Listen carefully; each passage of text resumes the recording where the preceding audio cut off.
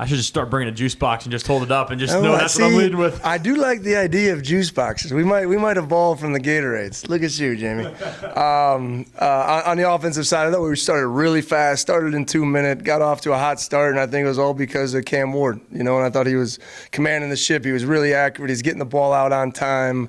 So went to Cam. And then on defense, Gabe was a close consolation, but I went with Nusi Milani. I think he's had a really good week. We're starting to see his development. You continually see his disruption of the quarterback at that tackle position, which we desperately need. So just happy with where those two guys are at right now. With Cam, Gabe, and Nusi, who else kind of really stood out to you or made a couple plays that caught your eye today?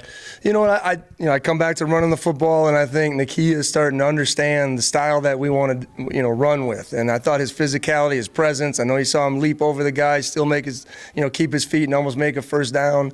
So that was good. I thought the receiver core in general, we were clean today. And we haven't been this clean in a long time.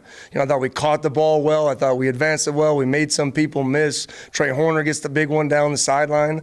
That is that consistency piece that I think I've really been searching for, and I'm glad it came out in a moment like a scrimmage. It wasn't just a practice. I think it was a really building day. And then I thought we did a better job with our 1-0 line group. And it wasn't just one guy, but, Kingston, he's had a hand, he's had a little bit of a groin. We've been bouncing him back and forth. It's been one of those springs on an old guy. I talked to him the other day, you feel like a young guy sometimes every once in a while.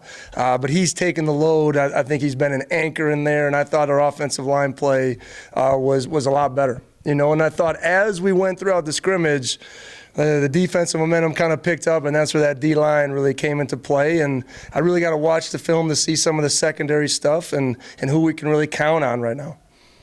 It just seemed kind of like there was maybe an effort to get some more depth guys, some reps. I think Cam only took one series. Was that accurate? Just getting some of the 3s and the 4s, a lot more action. Well, I would throw the 2s and 3s in there. I thought we were really artful in saying, hey, we need to separate X, Y, and Z. These guys. Kyle Thornton and Ben Wilson took a lot of the reps. At guard, Christian Hilborn, and there's just some situations, Shep and Sammy. And he went down early, but very scripted on trying to see, hey, I want to see these guys this amount of time so we can start to sort some of these things out.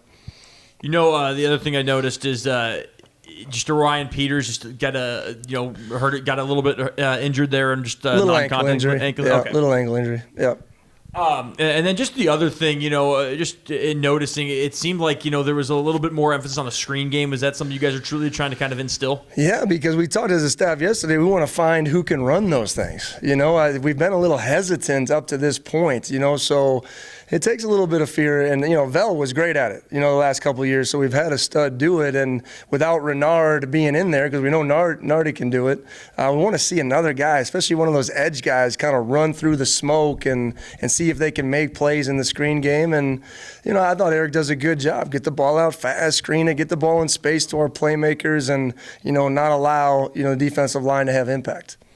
After one series, I think it was after either an interception or a missed field goal, kind of saw the offensive defense get a little chippy, some pushing and shoving. Sure. That intensity, is that something you like, or would you rather them not kind of get into it like that? Well, a couple things. I think we had a couple up downs there after practice, but I think a couple things. We're going to have a really competitive environment, okay? And every once in a while, when you get into scrimmage situations, we're competing, right? But the emphasis I talk to the team about all the time is I want our guys to celebrate more than anybody in the country, okay? Because there's a lot of hard work that goes into it. But I want them to celebrate together.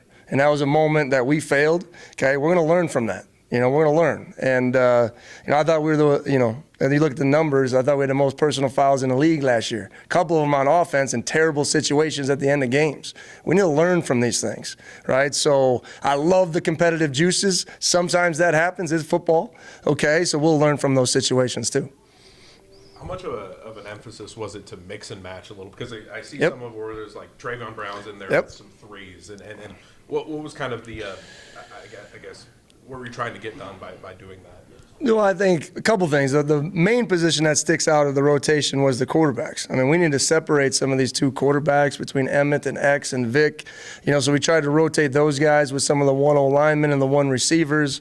That was the biggest one. And on defense, it's just mixing and matching and making sure guys hit a certain rep count. Like, we want to see who's going to be the starting Mike between Trey and Cisco. So those guys took a lot of the reps, and it was one of those moments where I wanted them to be all out there now, because in fall camp, they're not going to be taking 50 scrimmage reps. So try to sort some of those things out now to get as much information as we can. Are those three quarterbacks pretty neck and neck right now, or is that? Yeah, and today's going to be a separator, and I can't really talk about it. I thought they all did some efficient things today. Like I said, Emmett should still be in high school. So to see what he's, coming and done, and Vic and X, and, this will be a big day to kind of sort out some of those guys.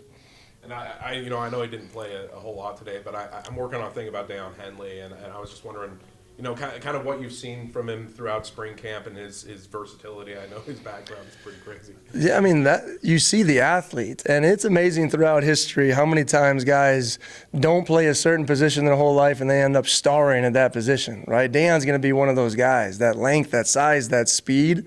But what people don't see is the things I get to see is behind the scene, how hard he works.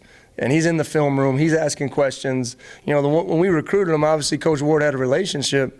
I was like, Deion, now you have two linebackers coaches. So he asked me questions. We sit down. He sits down with Coach Ward. He's in our facility nonstop. So there's an inner drive that Deion has that I believe is going to allow him to play in the NFL for a long time. So you touched on earlier about how you were really impressed with the wide receiver plays today. Just kind of want your thoughts on that spectacular end zone grab by Nunnally. Well, Zion, like I said, we've been waiting for big boy receivers, especially on the outside, and he's one of them. And he's that budding star that we've just been continually waiting for, because he has that combination. But it's in here, right? And I tell him every day, right, in here, right? He can do it. And I'm just really happy for him to go out and show it in a scrimmage-type situation, because guarding him in the red zone with 5-10 corners is going to be an issue. But we need him to be a big boy receiver and go make those plays, and he did. So I'm really proud of him. And I guess who are just some of these younger guys that have just really stepped up and you've just been impressed with so far? Javinsky at running back, I thought he had another hard day, some hard, tough yards. He didn't get the one breakout run that he had a couple weeks ago, and he's learning every day. All right, he's kind of listening through, drinking through a fire hose. So he's been soaking that up as we continue to kind of go through it.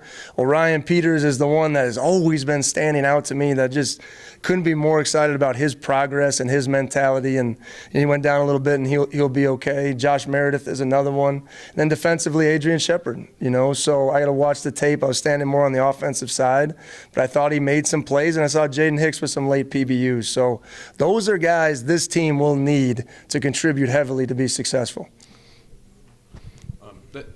When we've talked about the wide receivers, you guys have said we're going to rotate a lot of guys. Yeah. And, kind of looking through it, the prototypical air raid is usually, 2 deep at each position. Yep. Is it?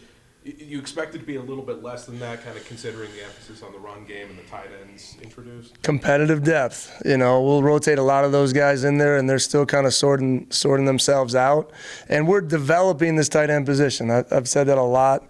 We're not going to panic, and we're just going to make sure we bring in the right guys. But it'll be a mix. And a couple of those tight ends today were, kind of a little bit half speed, so you didn't see as much 11 and 12 as that we would like, as that we'll get into. So it'll be a little bit more of a mix, but you'll see a ton of guys rotating. You saw the tempo style today of picking and choosing when we want to go fast, and those guys always have to be ready to come in the game. And I think that makes them just more alert. They practice harder. They just more guys in just grabs their attention. Is it fair to assume that it'll be similar to it, kind of what we've seen at Incarnate Word based on the statistics and how? Well, you want to give me the offensive way? Come on. Colin. No, it's going to be drastically different. I think we're going to line up in 22 personnel, and we're going to bang it down the road. He's an Idaho graduate. Man, oh man, take it easy. You got a wire? Yeah, it'll be similar. I mean, we're kind of putting our own stamp on it, but we're confident. And one of the biggest things I'm confident in Eric about is that he can adapt. It isn't just a system at offense. It's who do we have, who are our playmakers, how are we going to get them the ball? And I think he does an amazing job of that. I got Gabe Marks out there. He could liven this thing up. Okay, he would fire you guys up in a second, right? So we watched the best of Gabe Marks last night. He did bring some energy to the place. So happy Easter, everybody. Go Cougs.